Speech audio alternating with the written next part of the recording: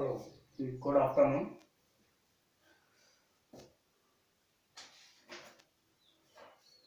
विश्वास है, मुझे आशा है कि आप अपने घर पर बिल्कुल सुरक्षित और सेफ होंगे। जैसा कि हिमाचल सरकार ने आदेश दिया है या दिशा निर्देश दिए है कि कोरोना वायरस की वजह से जो स्कूलों में बच्चों का लॉस हो रहा है उसे कम से कम किया जाए और इसके लिए बच्चों की जैसे संभव हो सके ऑनलाइन थ्रू व्हाट्सएप या किसी भी अन्य माध्यम से क्लासेस ली जानी चाहिए कि बच्चे अपनी पढ़ाई जो है सुचारू रूप से चला सकें। इसी कड़ी में हम भी कोशिश कर रहे हैं कि बच्चों को उनके सब्जेक्ट को यथानुसार यथाशक्ति अनुसार जो है उन्हें पढ़ाया जाए और उन तक जो है एजुकेशन इंफॉर्मेशन भेजी जा सके। इसीलिए आज हम भी +2 इकोनॉमिक्स की जो है क्लासेस थ्रू व्हाट्सएप ली जा रही है। तो सबसे पहले हमारा जो है पहला चैप्टर जो हमारा है वो इंट्रोडक्शन ऑफ इकोनॉमिक्स, अर्थशास्त्र का परिचय। इस विषय में आज हम डिस्कस करेंगे। सबसे पहले इसकी अवधारणा के बारे में बताएंगे कि इकोनॉमिक्स क्या है, इकोनॉमिक शब्द की उत्पत्ति कैसे हुई है, उसका क्या अर्थ है और उसको किस किस अर्थशास्त्रियों ने किस तरह से डिफाइन किया है। तो सबसे पहले जब अर्थशास्त्र की बात आती है, इकोनॉमिक्स की बात आती है, तो अर्थशास्त्र दो शब्दों के मेल से बना होता है, अर्थात अर्थ जमा शास्त्र। इसका अर्थ है, अर्थ का अर्थ है धन और शास्त्र का अर्थ है किसी भी विषय का क्रमागत अध्ययन करना। अगर हम शाब्दिक अर्थ के अनुसार अर्थशास्त्र को डिफाइन करें तो इसका अर्थ है कि धन के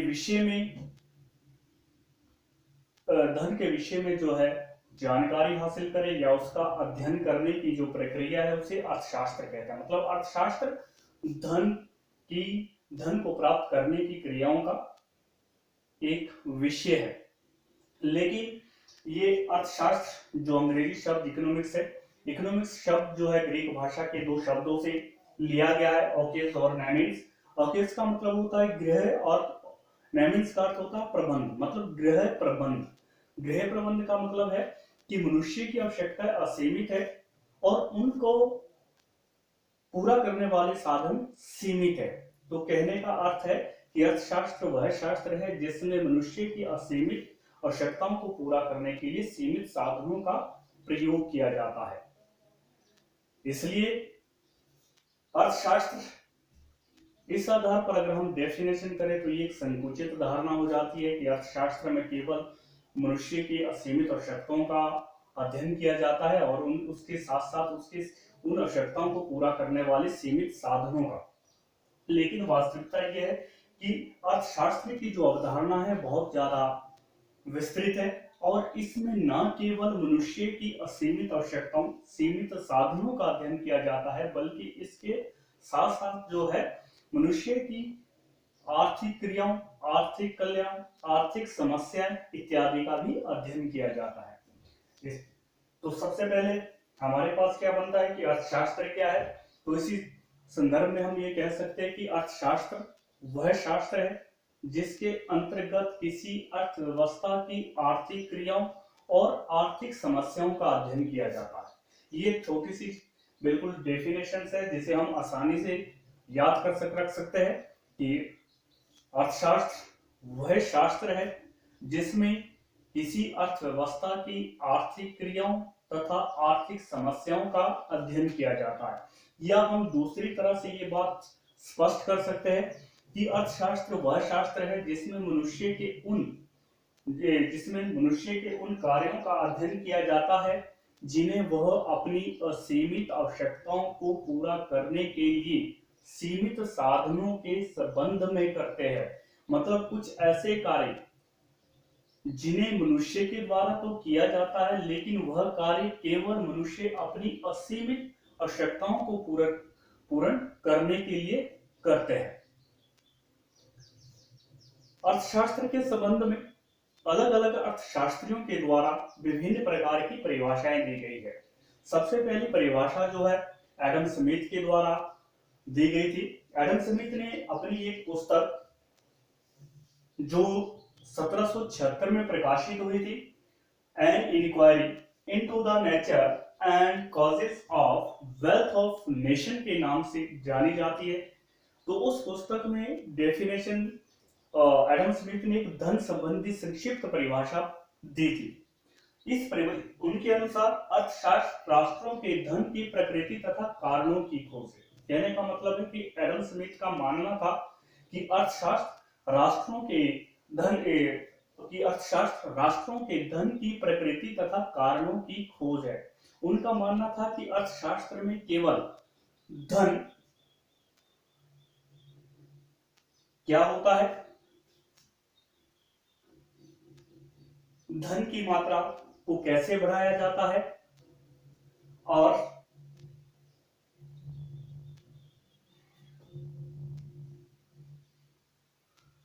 आर्थिक विकास के लिए धन को कैसे धन की बचत तथा निवेश पर कौन कौन से तत्व निर्भर करते हैं। तो कहने का मतलब है कि जो एडम स्मिथ था उन्होंने एक संकुचित परिभाषा दी थी। उनका मानना था कि केवल जो है अर्थशास्त्र में केवल धन का अध्ययन किया जाता है। उनका मानना था कि धन को कैसे बढ़ाया जाए, धन क्या है और आर्थिक विकास के लिए बचत और निवेश किन किन तत्वों पर निर्भर करता है। लेकिन ये बिल्कुल एक संकुचित परिभाषा थी, इसलिए कई अर्थशास्त्रियों जैसे फर्ग्यूसन, रस्किन, मॉरिस इत्यादि ने इसकी आलोचना की। उनका मानना था कि एडम स्मिथ ने केवल धन के ऊपर ही अर्थशास्त्र को परिभाषित किया है और उनका दृष्टिकोण या उनका मानना था कि एडम स्मिथ ने केवल धन को ही अत्यधिक महत्व दिया है, परंतु इसमें मनुष्य के कल्याण के विषय में कुछ भी नहीं कहा गया है। इसलिए इसकी जो है भारी आलोचना की गई है और इसी आलोचना के आधार पर इस परिभाषा को बिल्कुल संकुचित मान लिया गया था। इसलिए अर्थशास्त्री मार्शल ने एक दूसरी परिभाषा दी। उस परिभाषा को भौतिक कल्याण संबंधी परिभाषा कहा जाता है और डॉक्टर मार्शल ने अपनी पुस्तक प्रिंसिपल ऑफ इकोनॉमिक्स, जिसका प्रकाशन 1890 में हुआ था, उसमें अर्थशास्त्र की भौतिक कल्याण संबंधी परिभाषा प्रभाषित की गई थी। उनके अनुसार अर्थशास्त्र जीवन के साधारण व्यवसाय के संबंध में मानव जाति का अध्ययन है। यह व्यक्तिगत सामाजिक कार्यों के उस भाग का अध्ययन करता है जिनका घनिष्ठ संबंध कल्याण प्रदान करने वाले भौतिक पदार्थों की प्राप्ति तथा उनके उपयोग से है। इस परिभाषा में मार्शल ने केवल मनुष्य का अध्ययन किया है। इस परिभाषा में मार्शल ने केवल मनुष्य के उन कार्यों का अध्ययन किया है जिनका प्रयोग वह अपने कल्याण को बढ़ाने और भौतिक वस्तुओं को प्राप्त करने के संबंध में करते हैं। लेकिन इस परिभाषा का भी इसी बार परिभाषा की भी आलोचना की गई और रॉबिन्सन इत्यादि अर्थशास्त्रियों का मानना था कि अर्थशास्त्र में मनुष्य के केवल भौतिक कार्यों का ही अध्ययन नहीं होता है, बल्कि इसके साथ साथ अभौतिक कार्यों का भी अध्ययन किया जाता है। तो कहने का मतलब है कि इस परिभाषा को भी एक संकुचित परिभाषा माना गया है और इसमें भी केवल जो है मनुष्य के एक ही तरह के कार्य, जिसको भौतिक कार्य कहा जाता है, उसका ही अध्ययन किया गया है। लेकिन रॉबिन्सन का मानना यह था कि केवल अर्थशास्त्र में केवल मनुष्य के भौतिक कार्यों का ही अध्ययन नहीं होता है, बल्कि इसके साथ साथ अभौतिक कार्यों का भी अध्ययन किया जाता है। इसके पश्चात रॉबिन्सन ने 1932 में एक अर्थशास्त्र की दुर्लभता संबंधी परिभाषा दी थी। उनकी an essay on the nature and significance of economics नामक पुस्तक में उन्होंने अर्थशास्त्र की दुर्लभता संबंधी परिभाषा इस प्रकार दी थी। अर्थशास्त्र वह विज्ञान है जो विभिन्न उपयोग वाले सीमित साधनों तथा उद्देश्य से संबंध रखने वाले मानवीय व्यवहार का अध्ययन करता है। इसमें रॉबिन्सन का मानना था कि मनुष्य की आवश्यकताएं असीमित है, उन आवश्यकताओं को पूरा करने वाले साधन सीमित है। तो इस प्रकार रॉबिन्सन ने अर्थशास्त्र को केवल चयन का ही शास्त्र मान लिया था। उनका मानना था कि अर्थशास्त्र में केवल चयनात्मक आर्थिक समस्याओं का अध्ययन किया जाता है और इसमें मानवीय कल्याण या आर्थिक समस्याओं के संबंध में किसी प्रकार का अध्ययन नहीं किया जाता है। तो इसीलिए आधुनिक अर्थशास्त्रियों ने एक अन्य परिभाषा अर्थशास्त्र के संबंध में दी गई, तो जिसे विकास केंद्रित परिभाषा कहा जाता है। आधुनिक अर्थशास्त्री जैसे फर्गुसन, पीटरसन और सैमुएल्सन, इन्होंने एक मार्शल और रॉबिन्सन के परिभाषा को एकीकृत करके एक नई परिभाषा अपनाई थी। जिस तरह वह परिभाषा क्या थी, उनके अनुसार या आधुनिक अर्थशास्त्रियों के अनुसार अर्थशास्त्र वह शास्त्र है जिसमें मनुष्य के उन कार्यों का अध्ययन किया जाता है जिन्हें वे अपनी असीमित आवश्यकताओं को पूरा करने के लिए सीमित साधनों के संबंध में करते हैं। तो ये जो अर्थशास्त्री थे उन्होंने अपने अपने आधार पर अलग अलग परिभाषा दी है। जैसे एडम स्मिथ ने धन संबंधी परिभाषा दी है, मार्शल ने भौतिक कल्याण संबंधी परिभाषा दी है, रॉबिन्सन ने दुर्लभता संबंधी परिभाषा दी है और आधुनिक अर्थशास्त्रियों ने जो है विकास केंद्रित परिभाषा दी है। इन सभी के आधार पर जो है आधुनिक अर्थशास्त्रियों द्वारा दी गई परिभाषा जो थी वो अधिक सार्थक है। उसमें न केवल मनुष्य के उन कार्यों का अध्ययन, उसमें न केवल इस बात पर बल दिया गया है कि अर्थशास्त्र में मनुष्य के उन कार्यों का अध्ययन किया जाता है, बल्कि इसके साथ साथ जो है सीमित साधनों के बंटवारे और आर्थिक समस्याओं का भी अध्ययन किया जाता है। इसके नेक्स्ट टॉपिक है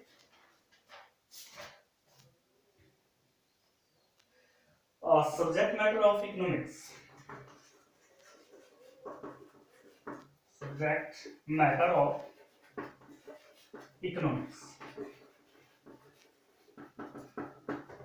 कि अर्थशास्त्र में जो इकोनॉमिक्स है उसका विषय सामग्री क्या है, उसमें क्या पढ़ाया जाता है, उसमें किस विषय का अध्ययन किया जाता है। तो जैसे कि हमने डिफाइन किया था डेफिनेशंस में कि हमारे पास शुरू में हुआ था कि अर्थशास्त्र में हम आर्थिक क्रियाओं का अध्ययन करते हैं। बीच में एक टॉपिक आया था, एक छोटी सी बात आई थी कि उसमें केवल आर्थिक क्रियाओं का अध्ययन किया जाता है। तो उस संदर्भ में वही जिन आर्थिक क्रियाओं का अध्ययन किया जाता है वही अर्थशास्त्र की विषय सामग्री है। तो सबसे पहले आता है कि आर्थिक क्रिया क्या है। हम संक्षेप में हम ये कह सकते हैं कि अर्थशास्त्र की विषय सामग्री या विषय वस्तु के अंतर्गत किसी भी अर्थव्यवस्था की आर्थिक क्रियाओं का अध्ययन किया जाता है। ये आर्थिक क्रिया क्या है?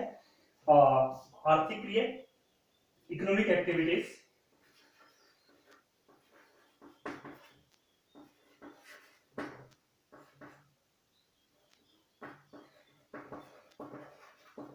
आर्थिक क्रिया क्या है? आर्थिक क्रियाएं वह क्रिया है या वह कार्य है जिसका संबंध उन सभी वस्तुओं के उत्पादन, उपभोग तथा निवेश से है जिसमें उपयोगिता होती है और वह दुर्लभ होते हैं।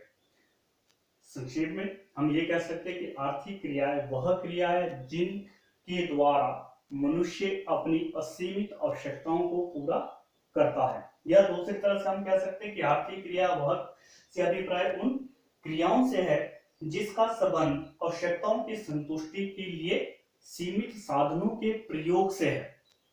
असीमित आवश्यकताओं की संतुष्टि के लिए सीमित साधनों के प्रयोग से है। अब ये आर्थिक क्रियाएं कौन कौन सी होती है? सबसे पहले हमारे पास आर्थिक क्रिया है प्रोडक्शन उत्पादन।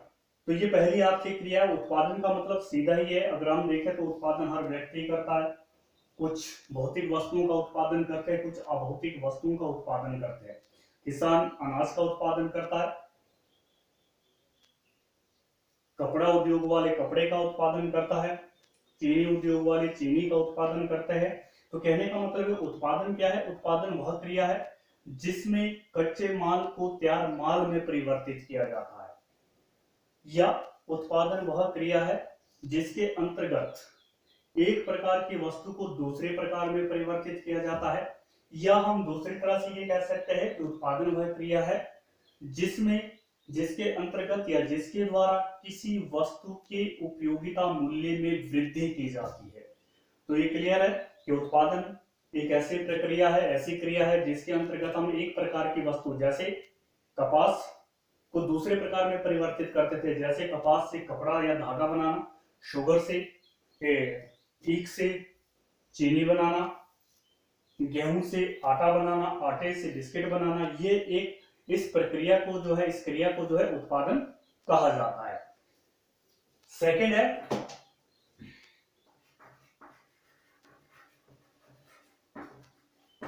कंजप्शन।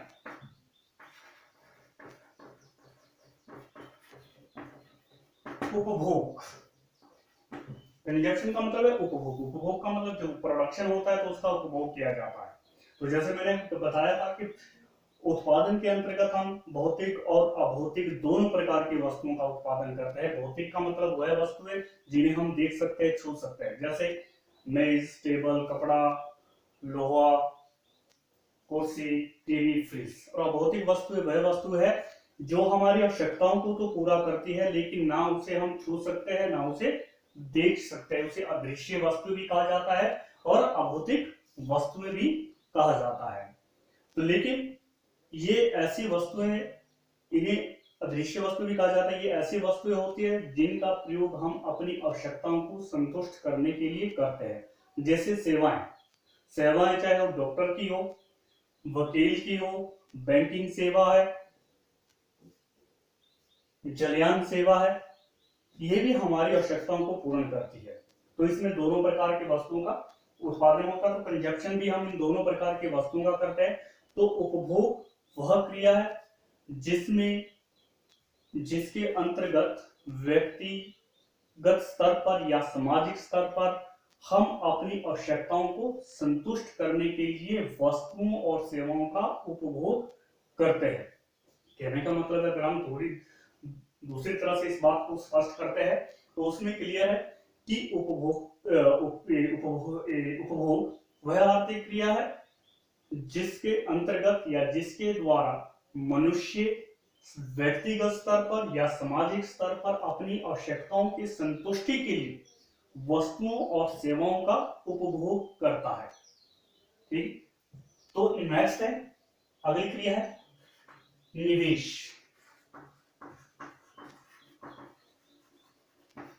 निवेश, इन्वेस्टमेंट। इन्वेस्टमेंट क्या है?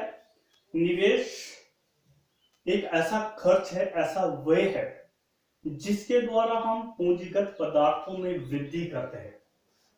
जैसे अब फॉर एग्जांपल, जैसे मैं बता रहा हूं, हमारे पास जो आय होती है उसे हम दो तरह से खर्च करते हैं।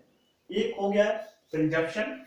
इसके अंतर्गत क्या करते हैं? कंजप्शन के द्वारा हम अपनी आवश्यकताओं को संतुष्ट करने के लिए वस्तुएं और सेवाओं का उपभोग करते हैं। जैसे कपड़ा पहन लिया, खाना खा लिया, या टीवी खरीद लिया, मोबाइल खरीद लिया। दूसरा होता है, दूसरा भी हम खर्च करते हैं जिसे हम आय से इन्वेस्टमेंट कहते हैं, निवेश। ये इस प्रकार का खर्च होता है कि इसके माध्यम से हम भविष्य के लिए वस्तुओं और सेवाओं का उत्पादन कर सकते हैं। पहले वाला कंजप्शन जो था उसमें केवल हम अपनी आवश्यकताओं को संतुष्ट करने के लिए वस्तुओं और सेवाओं का प्रयोग करते हैं। दूसरा जो खर्च है, इन्वेस्टमेंट भी एक तरह का व्यय है, खर्च है, लेकिन ये एक ऐसा खर्च है जिसके द्वारा हम भविष्य में वस्तुओं और सेवाओं का उत्पादन कर सकते हैं या करते हैं।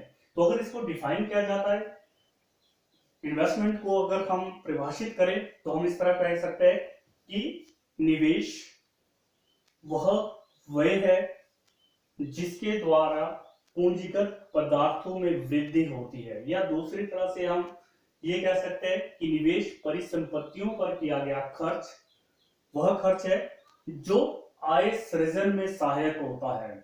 अब ये परिसंपत्ति क्या है? परिसंपत्ति हमारे पास जो भी वस्तु अवेलेबल है, जो हमारी अपनी वस्तु है, उसमें चाहे आपका मकान है, उसमें आपकी गाड़ी है, उसमें आपका मोबाइल है, उसमें आपकी ज्वेलरी है, ये सारी की सारी चीजें आपकी परिसंपत्ति है।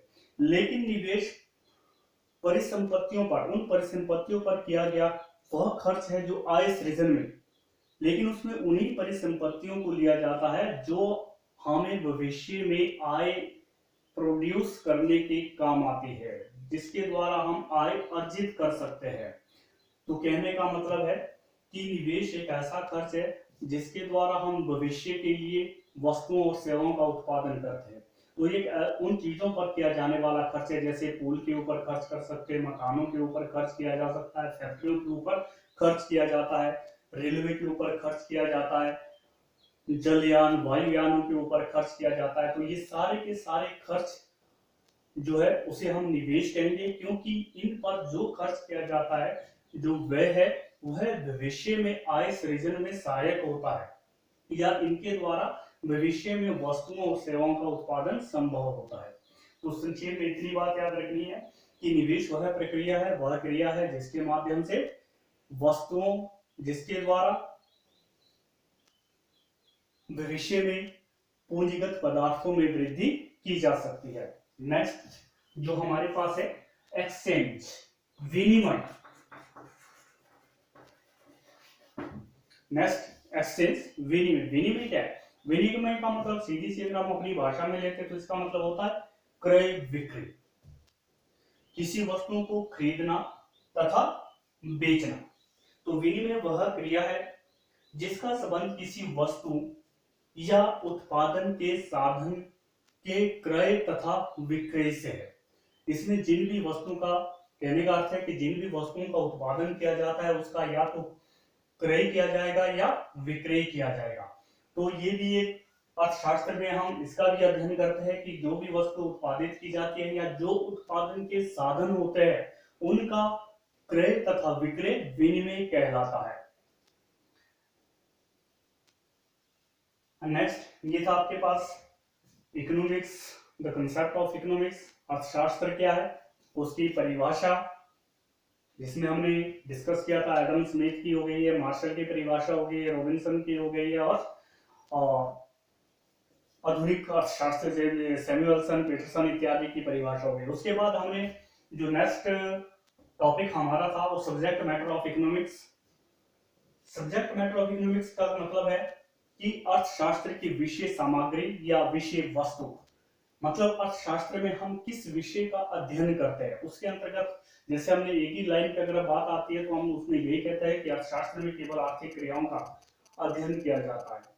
तो आर्थिक क्रियाएं कौन कौन सी है? आर्थिक क्रियाएं वह क्रिया है जिन्हें हम अपनी असीमित आवश्यकता को संतुष्ट करने के लिए सीमित साधनों के संबंध में करते हैं। तो ये आर्थिक क्रियाएं जो हमारे पास थी, पहली थी प्रोडक्शन, उत्पादन। उत्पादन क्या होता है? एक प्रकार की वस्तु को दूसरे प्रकार में परिवर्तित करना उत्पादन कहलाता है, या उत्पादन वह क्रिया है जिसके अंतर्गत हम एक प्रकार की वस्तु को दूसरे प्रकार में परिवर्तित करते हैं। सेकेंड थी कंजप्शन। कंजप्शन का मतलब होता है उपभोग करना। कहने का मतलब है उपभोग वह आर्थिक क्रिया है जिसके अंतर्गत मनुष्य व्यक्तिगत स्तर पर या सामाजिक स्तर पर अपनी आवश्यकताओं को संतुष्ट करने के लिए वस्तुओं और सेवाओं का उपभोग करता है। थर्ड है इन्वेस्टमेंट। इन्वेस्टमेंट एक प्रकार का खर्च है, एक प्रकार का व्यय है।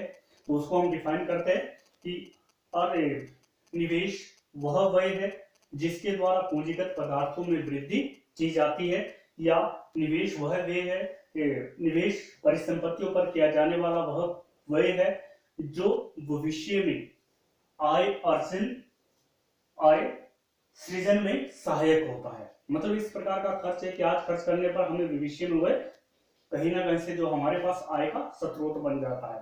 नेक्स्ट है एक्सचेंज। एक्सचेंज का मतलब है विनिमय। विनिमय का मतलब है कि जो भी वस्तु का उत्पादन किया जाता है उसका क्रय विक्रय किया जाता है। तो विनिमय क्या होता है? विनिमय वह क्रिया है जिसका संबंध किसी वस्तु या उत्पादन के साधनों के क्रय तथा विक्रय से है। तो ये थी हमारे पास आर्थिक क्रियाएं, या ये कह सकते हैं कि अर्थशास्त्र की विषय सामग्री। अगला टॉपिक हमारे पास है समष्टि व्यष्टि अर्थशास्त्र से आप क्या समझते हैं। अलग सा टॉपिक है व्यष्टि अर्थशास्त्र, जिसको हम माइक्रो इकोनॉमिक्स कहते हैं, और इसके कार्य क्षेत्र का वर्णन कीजिए। हमारा टॉपिक है स्कोप ऑफ व्यष्टि इकोनॉमिक्स। तो पहली बात है माइक्रो इकोनॉमिक्स। माइक्रो इकोनॉमिक्स होती क्या है? माइक्रो व्यष्टि भी बोलते हैं, माइक्रो छोटा होता है, स्मॉल होता है। तो मैं एक बात क्लियर कर लेना चाहता हूं कि प्लस टू में जो हमारे पास इकोनॉमिक्स है उसे दो भागों में बांट दिया गया है, माइक्रो इकोनॉमिक्स और मैक्रो इकोनॉमिक्स। एक तरफ हम एक पार्ट्स में हम माइक्रो इकोनॉमिक्स, जिसको हम व्यष्टि अर्थशास्त्र कहते हैं, उसका अध्ययन करेंगे। दूसरे पार्ट में हम समष्टि अर्थशास्त्र, जिसमें मैक्रो इकोनॉमिक्स भी कहा जाता है, उसमें हम दूसरे पार्ट्स में इसका अध्ययन करेंगे। तो सबसे पहले हमारे पास क्वेश्चन बनता है कि माइक्रो इकोनॉमिक्स क्या है। माइक्रो व्यष्टि अर्थशास्त्र क्या है? व्यष्टि अर्थशास्त्र की वह एक ऐसी शाखा है जिसमें हम व्यक्तिगत स्तर पर एक फर्म, एक गृहस्थ, एक उपभोक्ता आदि की आर्थिक क्रियाओं तथा आर्थिक समस्याओं का अध्ययन करते हैं। जैसे मैंने बताया था, अर्थशास्त्र को दो भागों में बांट दिया गया था। रेगनर फ्रिश पहला अर्थशास्त्री था जिसने इकोनॉमिक्स को दो भागों में बांटा था। एक में आ गया हमारे पास माइक्रो इकोनॉमिक्स और दूसरे में आ जाता है हमारे पास मैक्रो इकोनॉमिक्स। तो माइक्रो इकोनॉमिक्स, जैसे मैंने बताया कि इसको व्यष्टि अर्थशास्त्र भी कहते हैं, और इसका अर्थ होता है छोटा। कहने का मतलब है एक आर्थिक इकाई के आधार पर किसी विषय का अध्ययन करना। तो अगर हम डेफिनेशन की बात कहते हैं तो इसमें माइक्रो इकोनॉमिक्स में क्या आएगा कि माइक्रो व्यष्टि अर्थशास्त्र की उस शाखा को कहते हैं जिसमें व्यक्तिगत स्तर, जैसे एक उद्योग, एक गृहस्थ, एक उपभोक्ता की आर्थिक क्रियाओं तथा आर्थिक संबंधों का अध्ययन किया जाता है। तो इसे हम एक माइक्रो इकोनॉमिक्स कहते हैं। इसमें हम अध्ययन करते हैं कि एक उद्योग की क्या समस्या है, वह कीमत का निर्धारण किस प्रकार करता है, उसके आर्थिक संबंध किस प्रकार है, उसकी आर्थिक समस्याएं कौन कौन सी है। इसी तरह हम एक उपभोक्ता के आधार पर, गृहस्थ के आधार पर भी हम भी हम जो है अध्ययन करते हैं कि एक उपभोक्ता एक वस्तु के संदर्भ में किस प्रकार की मांग होती है, वह किस, उसका उत्पादक संतुलन क्या है, मांग का सिद्धांत क्या है। इन सभी आर्थिक क्रियाओं का अध्ययन हम जो है व्यक्तिगत स्तर अर्थात व्यष्टि अर्थशास्त्र के अंतर्गत करते हैं। तो इसमें क्या बनता है,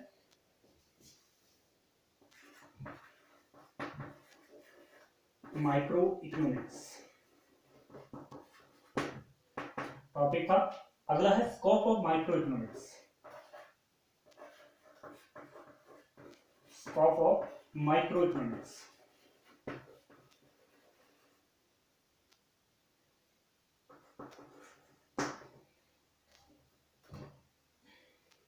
व्यष्टि अर्थशास्त्र का क्षेत्र क्या है, उसमें हम किस विषय का अध्ययन करते हैं। सबसे पहली बात है कि जो व्यष्टि अर्थशास्त्र है, जैसे हमने इसको अलग अलग भागों में डिवाइड कर दिया है, तो इसमें हम किस विषय का अध्ययन करते हैं।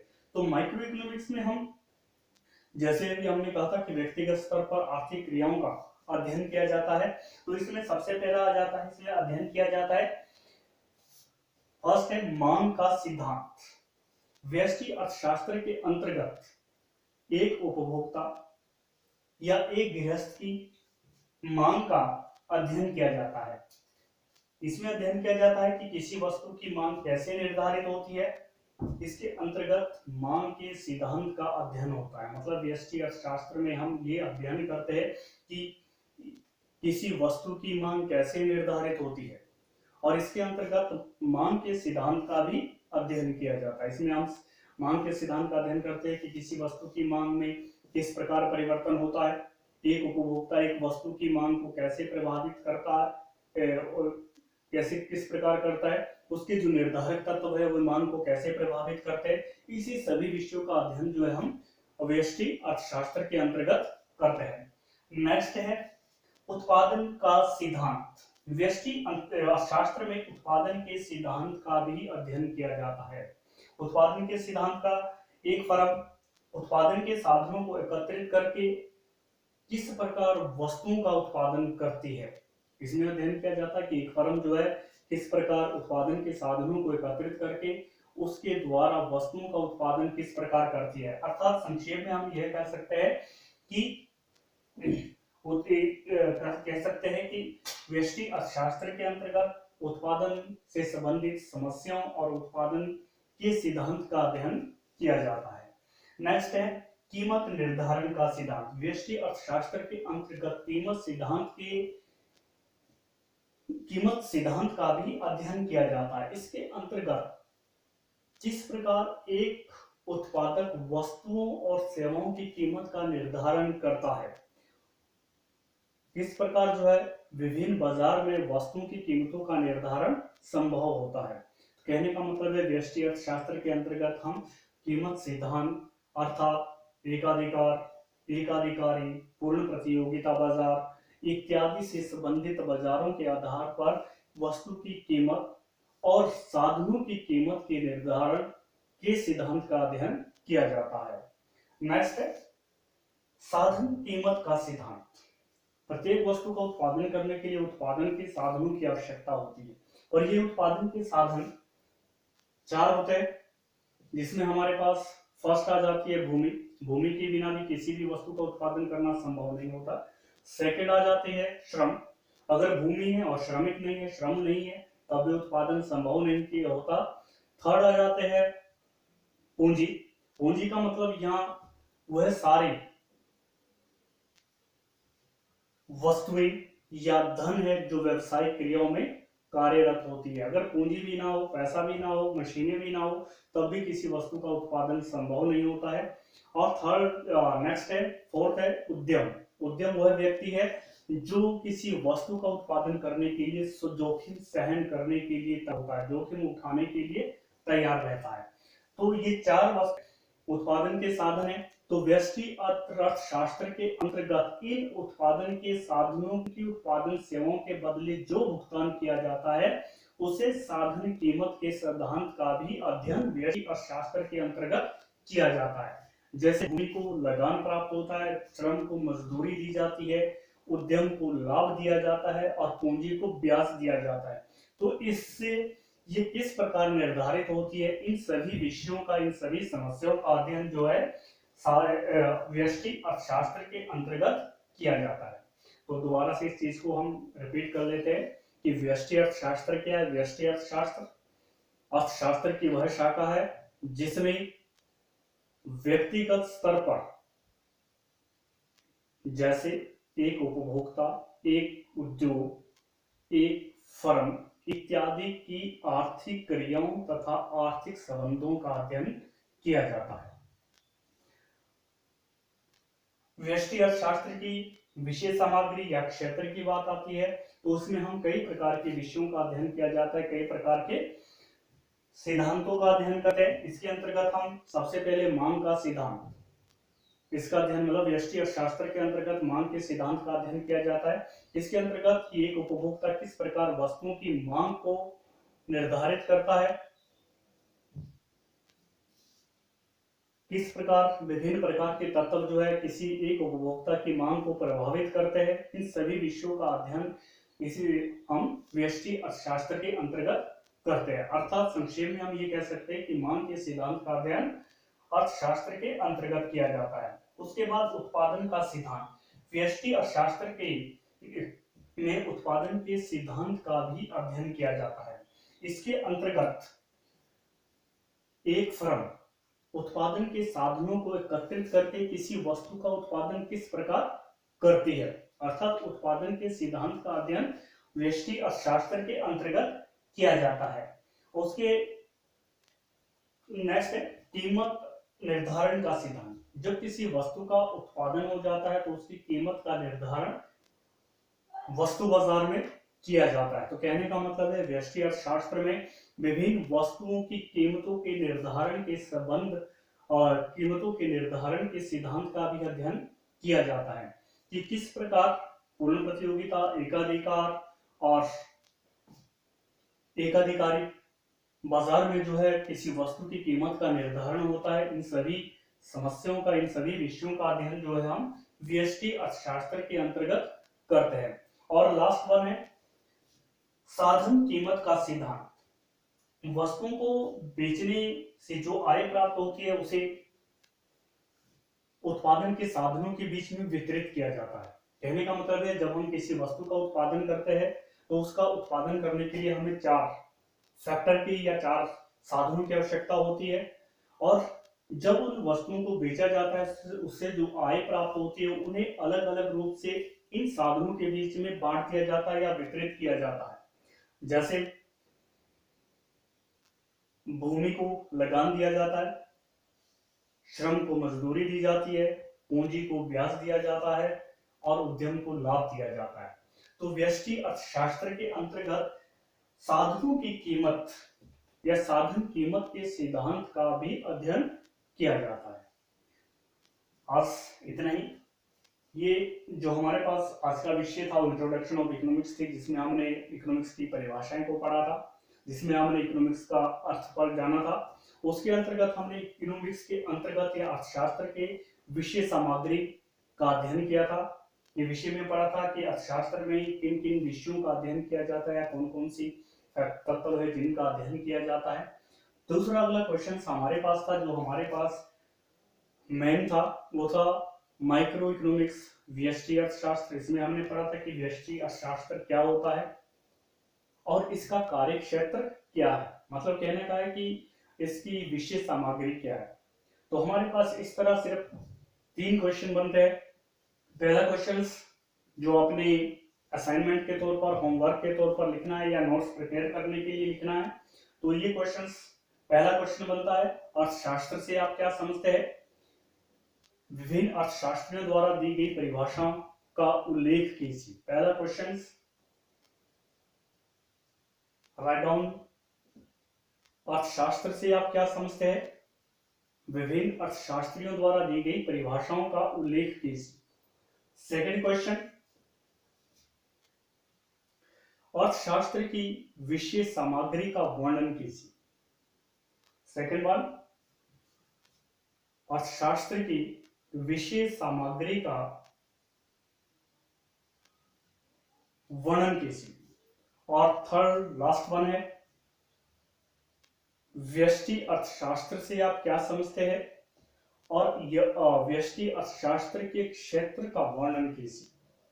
तो 3 क्वेश्चंस अपने इनके नोट्स या असाइनमेंट्स आपने प्रिपेयर करने हैं, और प्रिपेयर होने के पश्चात उसके लास्ट पेज पे आप अपने पेरेंट्स के सिग्नेचर करवाएंगे, साइन करवाएंगे, और उसके बाद उसे थ्रू व्हाट्सएप जो ग्रुप मैंने बनाया है इकोनॉमिक्स के लिए, उसके अंतर्गत उसे आप भेज दें। किसी भी तरह का डाउट्स या क्वेरीज आपकी हो, कोई समस्या हो, तो उसे भी आप व्हाट्सएप ग्रुप पर रिटर्न में लिखकर भेज दें।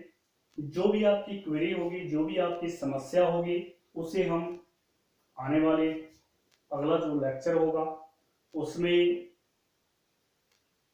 सॉल्यूशन किया जाएगा। ओके।